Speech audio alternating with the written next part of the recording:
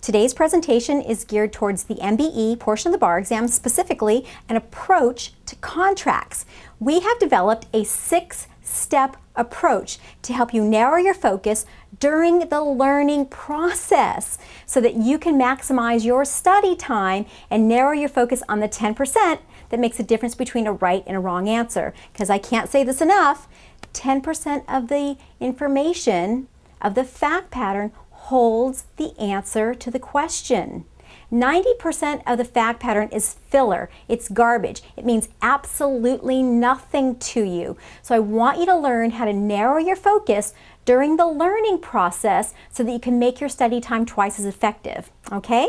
So just a little bit about contracts in general. The fact patterns are very, very long. So one of the things that I would recommend that you do is if you have one that they're giving you lots of dates, lots of dollar amount, lots of parties, draw a little line, a linear line, and put the dates and the actions and things that are happening. It'll help you to stay focused on what's going on in the fact pattern. Always, in all areas of law, you're always going to circle legal words and terms when you see them, and transitional words. Transitional words become very important in contracts because, as we know in the law, transitional words can make a huge difference. An and, an or an if can be huge in contracts. Sometimes when you see the word if in a contract, it'll follow what we call a condition. So be very, very consciously aware. Circle all legal words and terms and transitional words. If only, however, although, because, and, ors, and ifs. Really pay attention to those, okay?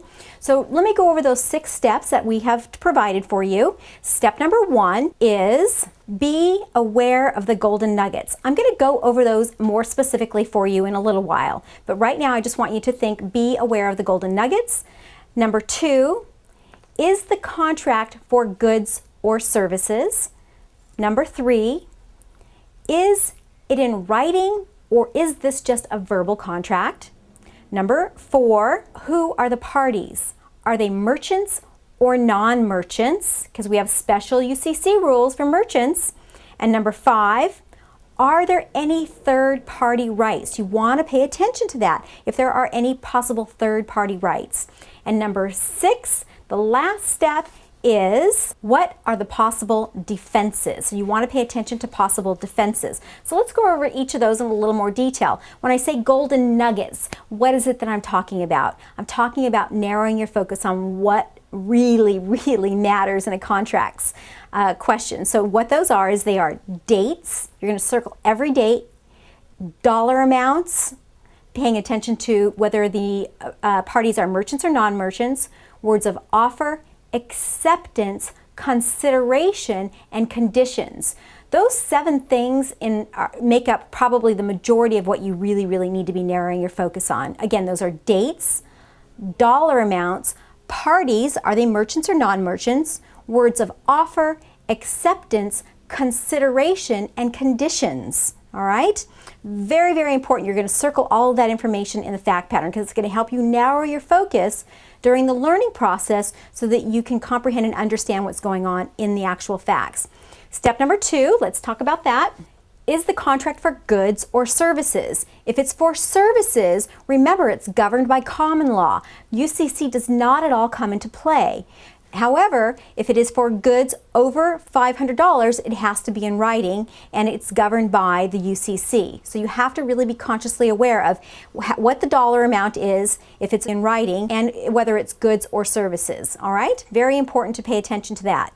Step number 3 is it in writing or is it verbal? Because there are certain contracts that must be in writing to be valid, like contracts over 1 year, contracts for marriage, contracts over $500, so things of that nature. You have to really pay attention to that. And I know your full service bar review is going to go over that in detail with you, but I want you to know what contracts have to be in writing to be valid, okay? Otherwise you're going to have the statute of frauds as an issue.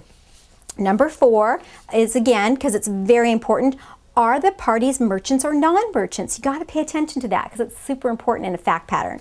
Step number 5 is, are there third-party rights? So what you want to look for is whether or not the contract was intended to benefit that third party.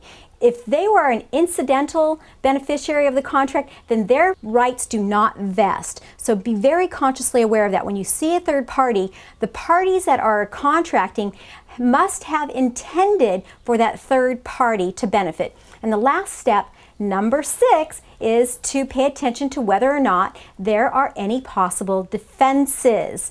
So just narrow your focus on those simple things. Remember, don't just open up a book and blindly do questions. Know what to look for, know how to narrow your focus, and you will start to begin to understand and comprehend contracts very quickly during the learning process. A little bit of tip on the particular exam itself. What I would tell you is if you come up against a contracts question that is a full page long, if you are right on time, take the time to read the fact pattern. However, if you're running slow on time, if you're running behind on time, I would tell you read the first paragraph, read the last paragraph, go to the call of the question and guess and move on. You can't do that to many questions, maybe 5 questions in the morning and 5 questions in the afternoon. But at some point, you have to learn to remember that 1.8 minutes isn't a lot of time, and if you spend 5 minutes on one question that is difficult to answer anyway, then you're wasting time that you could have used on a more simple question or a shorter question later on down the line. So if you look at a question and you see that it's taking you too long to answer it, guess at it and just move on, okay? I wish you the best of luck on the bar exam. If you have any questions about our tips and our strategies or our approaches, you're more than welcome to email me. My email is Laura, that's Laura, @barcoach.com. I wish you the best of luck on the exam, and I know you're going to do amazing on it. Thanks for watching. Bar Coach. Believe and achieve results. barcoach.com.